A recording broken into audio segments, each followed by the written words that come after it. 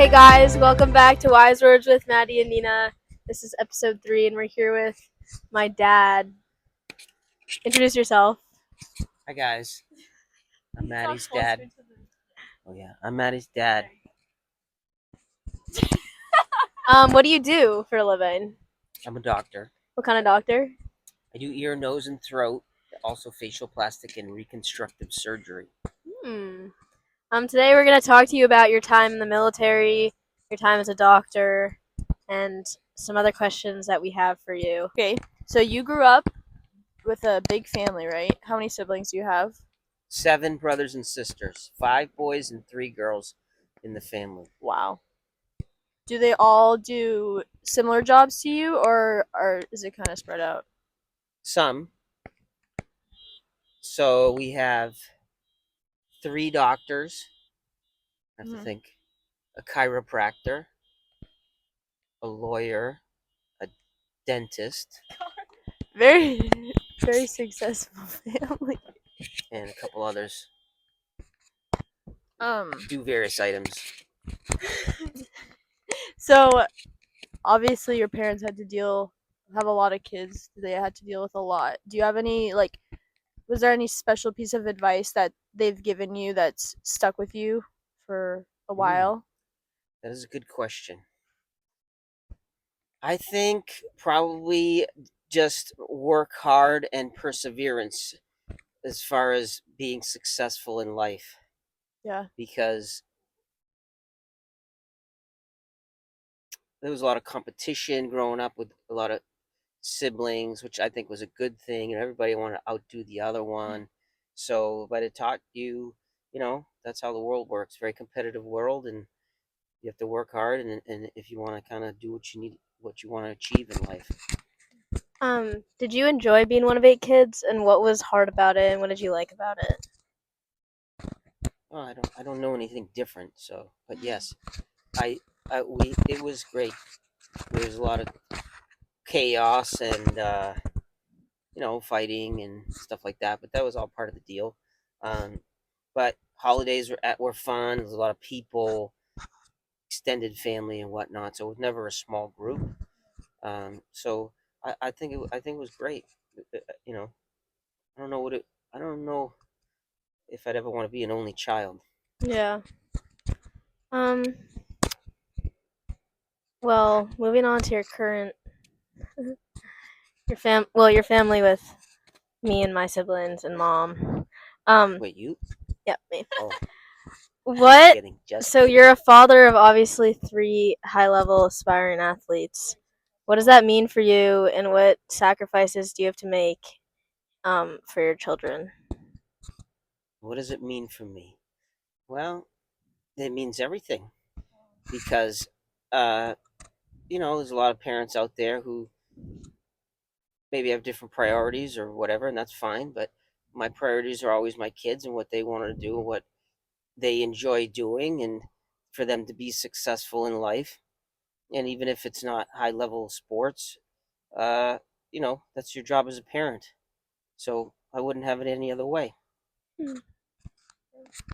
So obviously Sophia, so his oldest, Sophia, she's at Duke right now, or she's finishing her freshman year. Maddie's graduating and is going to go off to Princeton, and Will is in Germany with Mrs. Recupero. How has that, like, affected you with people? They're all moving at a million miles an hour, and how has that affected you? How have you dealt with it? Hmm. Well, it's not easy, of Yeah. course. I think we've adapted pretty well. I mean, me and Maddie have been together here for almost a year, doing our thing, and Sophia's doing her thing at Duke, and then Mom is with William, at least for a while.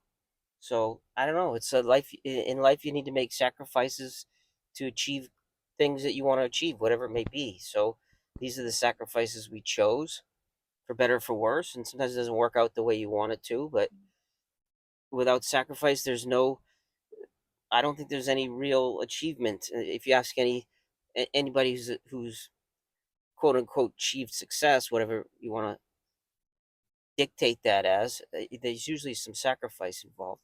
So it's not easy, but we're making it work, and everybody's been good. Everybody, it's not just me; it's the whole family. It's Maddie, it's William, it's Sophia, it's Mom. We all have to sacrifice. But at the end of the day, we're hoping that these things work out for us. And even if they don't, you learn something along the way. When you visited Germany, was it cool to see the new type of environment and like what Will is playing in and what I guess the different culture is like over there? Absolutely. But Germany, I mean, you've been to Europe, Nina, so you know. It's just a different mindset, different lifestyle, a lot of rules Yeah. that we don't have here, so you have to adapt to that. People live very simply. There's not, you don't see any big cars there, Mhm. very little, anyways. There's not a lot of space like you'd have here in the U.S. So, people don't have houses with yards and stuff like that for the most part. So, there's definitely an adaptation. But at the same point, I think people live good lives out there. They enjoy themselves. There's a lot that they're outside a lot. The food is great. They eat very healthy. Um, so there's pluses and minuses, but I think to experience those two different cultures is excellent because you get a kind of perspective on how other people live, and that helps you out in the long run. Would you ever want to like live over there, depending on how Will does, or I would move over consider there? it. Yeah, I would consider living over there for sure. Maybe not forever, but be something to consider. Mm. Um. All right. If you unless Nina has any more questions about this stuff, we'll move on to your job, probably. My job. Yeah. Go. Well, did you always know that you wanted to be a doctor, and what like made you decide that as a career? Uh, that's a good question. I didn't always know, but I always had. I always enjoyed math and science in school, so that kind of at least kind of pushes you maybe towards medical field or something in that perspective. And then I had older siblings, like I said before, that were in medicine, so that had gave me some exposure to that and perspective. And at the end of the day, it just seemed like it was a fit for me, so that's the route I went versus like something else. I don't know, business or whatever, but Yeah. that wasn't for me. Do you enjoy overall? Do you enjoy what you do, and is there anything you would change about it, or go back and either do something different, or like I don't know? Yeah. I never look back. I never look back because I don't think that's productive Mm, in life. that's good. That's good So advice. I enjoy like any job that anyone will have, including you two. There's days where you don't enjoy it, but for the most part, I do enjoy it. Most days are great, but there are days where it's tough and it's like a grind. And medicine these days has changed a lot for doctors. It's sometimes it's very difficult. There's a lot of regulations and rules, and you have to see a lot of patients, which is kind of difficult to spend time with people at times. And you need to spend time with people. I don't want to blow anybody off, or like people take the time to come and see me. I'm not going to just spend 5 minutes and tell them to go take a hike or whatever. So you have to spend time with them. Unfortunately, you don't have the time a lot, so it's always a struggle that way. But Mm. that's kind of the way at least medicine in this country is gone. But you just adapt to it, I guess. Make the most of it. But What's the most rewarding thing that comes with your job? uh, well, I do surgery. Yeah. That's rewarding because I like to just I like to see the results at the end of the day. And when you do a surgery on something that's necessary and they're happy and they feel like their lives are better and that was worth it for them, that for me is very satisfying.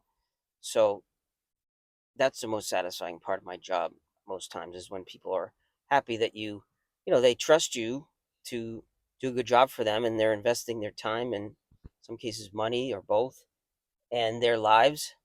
You want to do a good job for them, and you want things to work out. So that's that's my goal. I don't sleep well if people aren't happy with what I've done for them or whatever. So I don't know. That's the most satisfying part is when people are just happy that you help them out and they feel like, you know, so a lot of people come in and they're not happy with their doctors for one reason or the other, but a lot of times it's because the doctors didn't listen to them or didn't spend any time with them or whatever. And I don't want to be that guy. So I try to do at least the best I can do for them. And sometimes that's not me. Sometimes I have to send them to somebody else because I can't do the job for them. But most times they'll come back and they'll be like, "Oh, thank you for referring me to so and so because they really helped me out." So it's not all about me either. Well, Mr. Recupero did my nose surgery. What 10 did? out of 10. See? 10 out of 10 experience. I mean, I don't think the surgery you did on me it wasn't a hard one, was it? It was No. a simple one. Yeah, it was pretty basic. But I have deviated septum Yeah, and then something that's just else. to help you breathe better through your nose. I feel like I can breathe better now. So if anybody has that, go to Dr. Recupero. Does that feel weird or different when people call you that versus like Bill or Mr. Recupero versus like Dr. Recupero? Do you get a sense of like No, achievement? No. What if Same thing. What if people call you in your office? Dr. Recupero. Your assistants too? All of them? Yeah, I mean, they could call me something different if they wanted to, but they choose not to. But I don't require them to call me doctors. Mm. I don't subscribe that I'm any better than anybody else who comes in. It's just I have a different expertise than them, maybe, but that's about it. Doesn't make me any better. Did you do that same type of surgery that you're in now when you were in the military? To you that I did for you? No, like just like your ENT. No, What did you do in the military then? mostly facial plastic and reconstructive surgery because it was a different environment. It was military. I was in the military for 12 years, and 12 years we were at war, so it was just that, just reconstructing people's faces and wartime injuries, stuff like that. There was a lot of that. Was that a challenging or difficult thing to see and have to work on? Like that these people are sacrificing their life for the country, and then you're fixing their their faces. I guess was that like hard to look at and do, or did you just think of it as another No, I job? mean, yeah, no.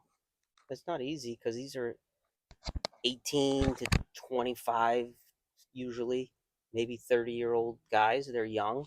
They got their whole lives ahead of them, and they have devastating injuries. I mean, it's not just about the injury that I'm working on or whatever, whoever's working on. You, I get, I would, it's upsetting to think that they have to live their whole lives afterwards. So you try to do the best job you can because they're not 80 years old. So they have the whole lives, in some cases, major disabilities. Yeah. So that was the sad part about it, Was there any among others. do you have any like was there any scary or like crazy-ish experience that you remember from your time? I mean, we got mortared and stuff when I was deployed, but I never felt too scared, to be honest with you. I mean, I don't know. I didn't even think about it. But yeah, no. There's a few times where I could have gotten blown up, but it wasn't that. I mean, I wasn't out in the field shooting, Yeah. fighting people, but um, I don't know. You just deal with the situation. So I never felt too scared, to be honest with you. What was the longest time you were deployed for? It was like just over 6 months. It wasn't too long. Some people were gone for a year and a half. Yeah. Imagine that. Um, what was obviously it was a difficult experience in general, but what was like the most difficult? What was the most difficult thing about being in the military for you? In general, Yeah. uh, moving around is not so much fun because you're not going to be in one spot for too long, and it's hard to kind of deal with that, especially if you have a family. So that wasn't easy. But the people in the military are very I mean, I love being in the military sometimes more than I like being a civilian because everybody was all in. So everybody kind of helped each other out, and everybody's in the same boat. So we all kind of dealt with the situation together. So you have a lot of camaraderie, and the people are good. They do what you want them to do. They're good patients, grateful, always showed up, etc. So I don't know. I mean, the moving was probably the hardest thing because you had to, drag your family with you. That's tough. And then being away when your kids are young, that's very tough too. But I don't have any regrets. What made you decide to be in the military? Well, I knew I want to go to medical school. I got into medical school, but I didn't want to have a lot of debt in medical school because it's very expensive. So the military offers scholarships that you can apply to, where basically, they'll pay for your schooling and etc. And in return, you owe them your service.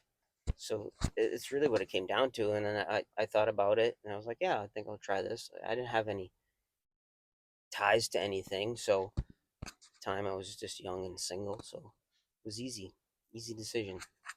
When did you meet Mrs. Recupero? Yeah, I was gonna ask. I met her when I was in the military. I was a senior resident, so I was I don't know how old I was, but 2002. Wait, when did we get married? 2005. No, I met her in 2004. Sorry. Oh, the No, turnaround. So we met her, and I was in the military, and she was living in Europe at the time. In 2004? Yeah. You got married a year later? Yeah. Wow. Then That's good. Sophia. Shortly after that. In 2006. Wow.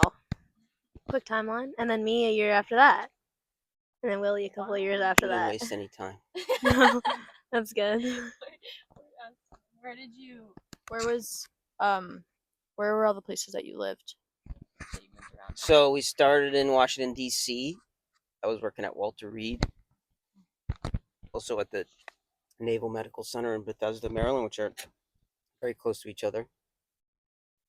And then from there, we moved to Alaska, Fairbanks, Alaska, for a year. Then we moved to Gulf Shores, Alabama, which is on like the Panhandle down by Florida. And then we moved to Fort Benning in Georgia, which is in Columbus, Georgia. And then we moved to the Virginia Beach area for the last part of my medical tour, or medical service, or military service, I should say. And then I got out, and then we moved back to Massachusetts. How was Alaska? Alaska was awesome. Maddie was just a little baby. Did you encounter any polar bears? No, we Did didn't you live fight that far any? north. But we saw moose, right? Moose, bears. I didn't see any bears like in the wild there, but Hello, bear. maybe bear there. That's bear. Alaska was fun. Yeah? But we knew we were only going to be there for a year, so it made it tolerable. But it's it's cold, dark in the winter, but the summers are beautiful. Yeah. So we made it into an adventure. We did a lot of things. We hiked and visited different sites and glaciers and mountains, and you did a lot. That's fun. And you said Virginia was the last place that you were at before you. Yeah, Virginia Beach is a big naval medical center down there. So I was in the Army, but in the military medicine, you can kind of, it's not really like one service does this, one service does that. We all work together. So Army guys will work at the naval places, and naval guys will work at the Army places, and Air Force, and it's all mixed. So I had a chance to go to Virginia Beach, and we had Maddie's aunts lived there at the time, so it was a good place to go. When did you know you were kind of coming to a close with? Well, my commitment was done in 2014. Mm-hmm. That's what I owed the military back for their, my school that they paid for. Yeah. And then that was 12 years in, So I was thinking about staying in maybe for 20 years because that would be full retirement. But they wanted to move us again, and I don't think it was in the cards for us. So we decided to get out. Yeah. And all your family, or your side of the family, was mostly up here, right? Yeah, Massachusetts? almost everybody. Yeah. Is that what made you mostly want to just come back up Well, here? I think it was being close to Maddie's grandparents because her mom's parents had already passed away. So I think it was important to be near grandparents so they could have a nice memory of that, which was nice. So that's kind of why we did it because we could have moved to. We did look at other places too, but figured Massachusetts was as good as any, so that's what we did. Do you have a favorite place that you've lived? I really enjoyed Alaska. I don't know if I could live there. Well, I probably could live there full time, but I don't know if Mom could live there full time. Yeah, she's really sensitive to the cold. She thinks she has like a, what does she think she have? What's that called? Were you like really sensitive to the cold? Raynaud's, Yeah, she thinks she has that. maybe. I don't think so. I liked Alaska. Alabama was nice because we lived down by the ocean, right We on did? the water. I didn't know that. Yeah, we're right on the water. That was beautiful. I only remember Georgia. Vaguely remember Georgia. Virginia, I remember a lot. And Yeah, Virginia Beach was nice too. I liked Virginia. Our house was good because we had that field behind us. Remember? That was nice. Alaska was the best because I like the outdoors. Yeah. For me. Where's like what's one place that you want to live in the future? Like once we're all graduated. Well, I guess I'm graduating, so I guess once I graduate, and then will be in Germany. I don't know what Mom's doing, but do you want to stay here or would you like to move somewhere else? I'd like to move somewhere else. Where would you like to move? If it was up to me, I'd probably move out to like Montana or something like that. But That's what my dad said yesterday. Yeah. I don't know. I like the South. The weather's a little nicer, a lot nicer, at least in the winter. So we like that. Talked about that. Yeah, and you'd be close to Sophia, right? And closer to me. Yeah. You're only going to be there for 4 years. Yeah. Goes by like a New York minute. I know. High school went by like a New York minute. 4 years of high school. So we'll see. We kind of play it by ear in this family. Yep, that's true. All right, do you have any more questions? No, we have one left. All right, you can ask. No. Oh, I ask it? Okay. At the end of each podcast, we're going to ask our guests for their, like, for a piece of advice that they would give us that we can incorporate into our lives. So we're going to ask you, what's, like, one piece of advice that you would give us that you think would be useful for us that we could incorporate into our lives? Oh, I have many pieces of advice. Okay, pick one. I would say make the most of your opportunities and don't be afraid to make a mistake. So you guys are both going to fantastic schools. There'll be tons of outside of athletic opportunities to take advantage of. So take advantage of them. And don't be afraid to make a mistake. Like meet new people, try new things. Don't be afraid. Don't be worried about trying to play it safe all the time because you never grow as an individual if you just play it safe all the time. And from that, good things will happen 10 times out of 10.